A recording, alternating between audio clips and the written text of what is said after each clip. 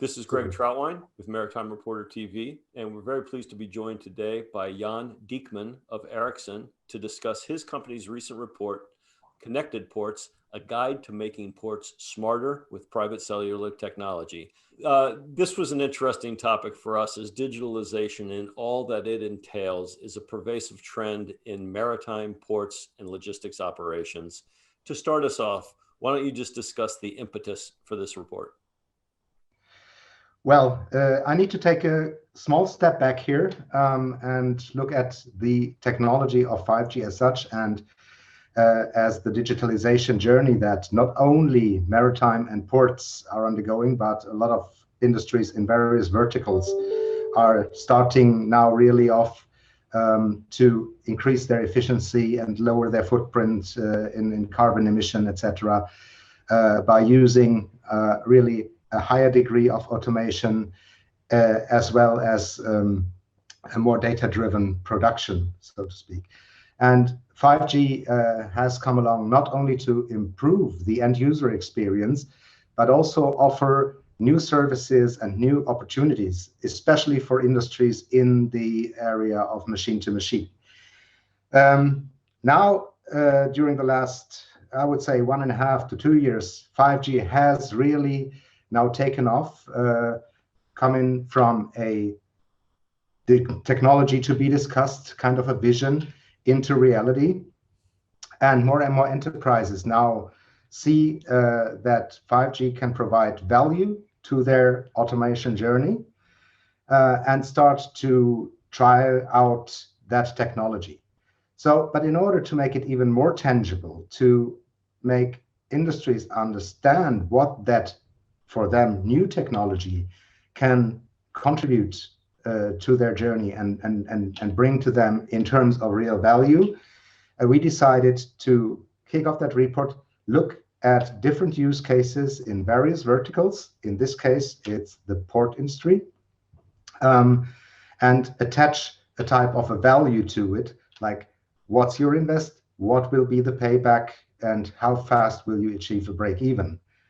Can you tell us what exactly is a private cellular network? And while I'm certain that you're not going to be able to share exact dollar figures with us, can you give us some kind of an indication as to the tangible OPEX or CAPEX expenditure that ports would have to make?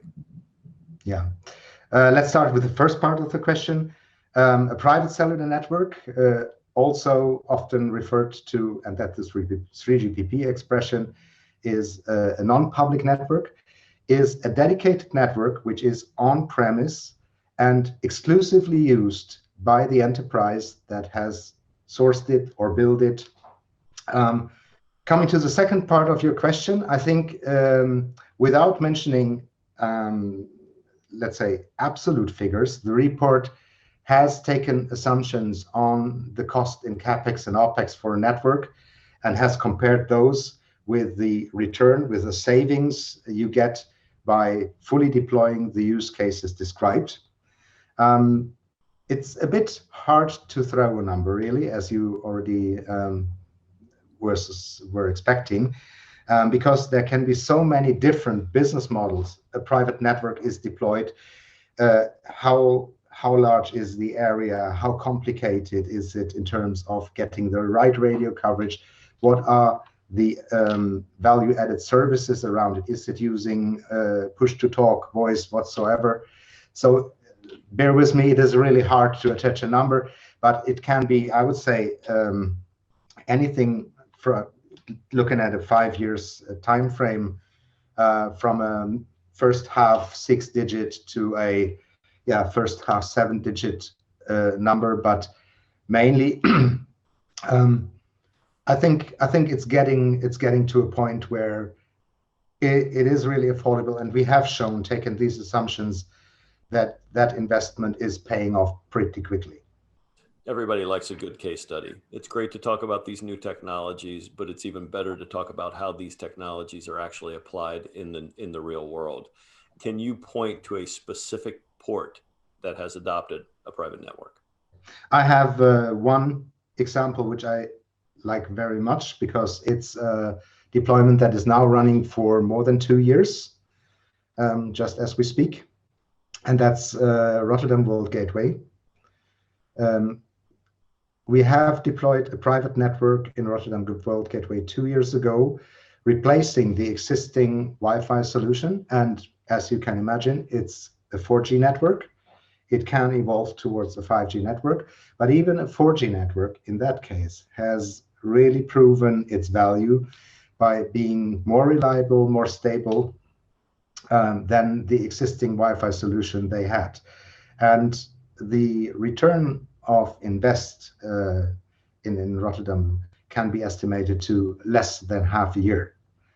In the report, you mentioned 5 smart use cases. Can you list the 5 and then take a deep dive on the one that you believe has the most potential to help ports operate more efficiently? Of course, I can. That is, well, we have identified like 5 use cases, and these are not exhaustive. That's important to understand. But we have identified 5 use cases which we think could be really good, what we call anchor use cases. And that is the remote control of ship-to-shore cranes. This is automated RTGs, rubber-tight gantry cranes. This is a wireless connection of the AGV fleet, conditional monitoring, and as a specific use case, we had also remotely controlled drones beyond line of sight, which can do different tasks in terms of surveillance, but also in terms of delivery.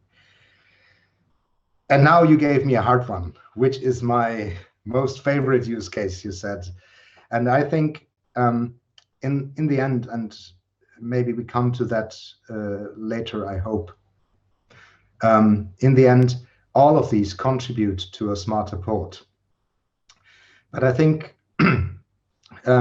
given the ROI calculation, return of invest calculation, and the payback calculation we've done, then of course the rubber-tight gantry cranes are providing the biggest portion here, and that is simply due to the number of RTGs out in the fields. I think the ratio is something like it's 8 RTGs per STS crane in a container port.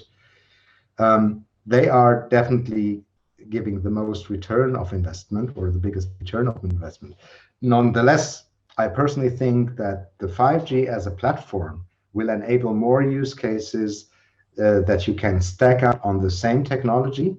And I mean, a port is only as strong as its weakest part. So the whole chain is making the difference, not a single use case.